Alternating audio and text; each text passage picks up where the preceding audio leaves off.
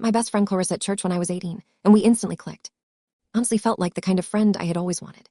Spent almost every day together, told each other everything, and after about a year of being friends, she admitted that she liked my brother. Surprisingly, I was actually excited about it, because I thought the idea of my best friend becoming my sister-in-law sounded perfect. At the same time, my brother admitted he liked her too, so I basically played Cupid and helped set them up. First, everything seemed great. 3 of us started hanging out constantly, going shopping together, getting food together, and honestly it even made me closer to my brother. Clarissa had always been kind of messy when it came to relationships. Would go from being super serious about him to acting distant and unsure, while my brother was completely in love with her. One day I went to lunch with Clarissa and another friend, and she told us she had some tea. She looked weirdly excited, while telling me that she had been talking to another guy online behind my brother's back. I was completely shocked, especially because she didn't even seem guilty about it. Didn't know what to do, so later I called my boyfriend for advice, and he told me my brother deserved to know the truth. So I told him. As expected, their relationship completely fell apart after that.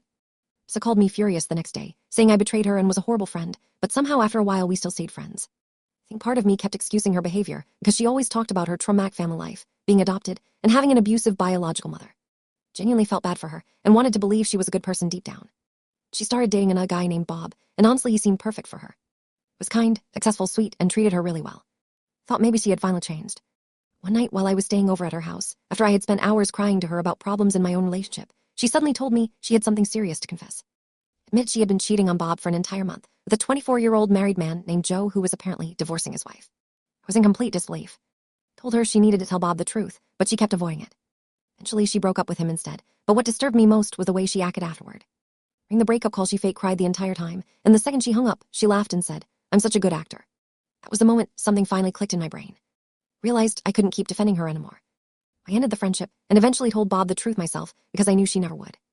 6 months later, after I had moved to another state to live closer to my boyfriend, Clarissa randomly messaged me apologizing and asking for another chance. It's my better judgment, I slowly let her back into my life because I do believe people can change. Told me she had broken up with Joe because he was abusive and controlling, and I genuinely felt horrible for her again. Then one day while we were shopping together, she casually told me she was talking to Joe again because he had changed. A month later she called me screaming with excitement because they were engaged, even though she was only 18 and her parents didn't even know. For that, everything started spiraling again. Time we talked, she was either doing drugs, oversharing about her relationship, or trying to convince me to leave my own boyfriend over tiny arguments. Eventually, I realized we were on completely different paths in life, so I calmly told her I didn't think we should be friends anymore. It's when her entire attitude changed again. Started saying I was abandoning her, that I was no better than her, and that none of the things she did were her fault because of how she was raised. I told her she needed to stop playing the victim and take accountability. She literally responded, "I'm not playing the victim. I am the victim." That was the final straw for me.